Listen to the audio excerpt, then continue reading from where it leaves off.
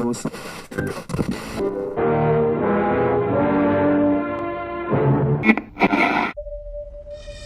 shall propose a global system of satellites for weather control. Who controls the weather will control the world. We built this system of satellites to stop natural disasters. Someone is using it to create them. We're talking about a global extinction event.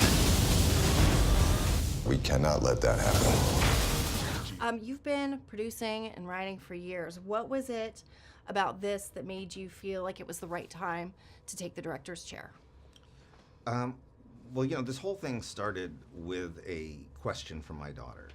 She was 6 years old. She just started hearing about climate change. And she said, "Daddy, why can't we just build a machine that would fix this?"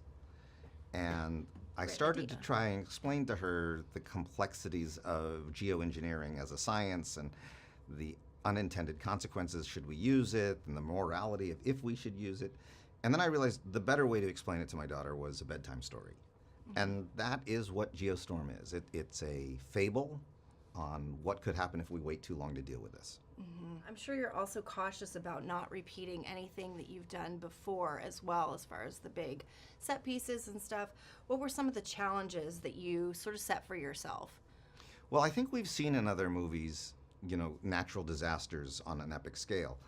So what we really want to do is try to focus this on unnatural disasters, things that couldn't happen in nature unless we were to have tinkered with it, unless we were to somehow, through technology, messed with it. And so that really altered visually how we were going to portray different types of weather disasters. Were there any sort of weather disaster that you couldn't fit in for time, or that just wasn't working? I would have liked to have gotten more wind. I didn't get enough wind, but you have a problem there with wind machines and blue screens. It's a little bit tough. But then there's other stuff that's just an argument of, is it really considered part of climate change? For instance, earthquakes. Earthquakes is a horrible weather condition. I mean, a natural disaster, but is it really a weather condition? So there's certain things that we had thought of in the film, but then didn't use. Diversity is so crucial to this. It's part of the narrative. You've got Zazie in this, you've got Daniel, you've got Andy, Eugenio. Were there things that they brought to the role that you sort of weren't expecting when you wrote it? All of the actors did. I mean, that's the beauty of when you actually get really talented actors instead of just actors who have big Twitter followings.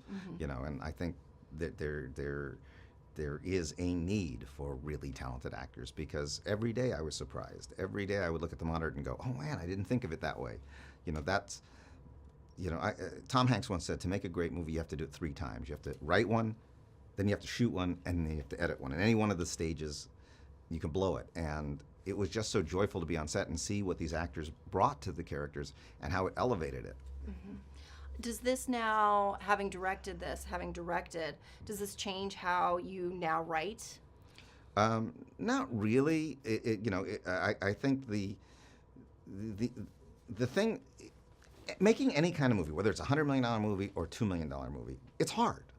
It's hard. You have different kinds of obstacles, but you have obstacles all day long. So what gets you through it is a story that you really want to tell. So when it comes to writing, if you're not writing something that you and your heart feel passionate about, it makes it very hard to do this well. And I know there's a lot of people who try to figure it out and say, well, what do people want to see and what are people buying today? And I think the minute you start thinking that way, you're behind. Just tell the movie you want to tell, and hopefully it's a story people want to hear. Will we ever see something like Dean Devlin's My Dinner with Andre? Something just simple, like point and shoot. You don't have to do a lot of effects. It'd be much easier for you. I'm addicted to 3 things. And it may sound shallow, but it's honest. I think that life is hard, so I like my entertainment to be fun. I'm addicted to the cheer moment, and I want to be moved emotionally. And the moved emotionally tends to temper 1 and 2. So I don't care if it's a dinner with Andre, if it's a documentary like when I did Who Killed the Electric Car, an internet show, a TV show, a movie. If I can get all 3 things, I'll do it. That's what I care about.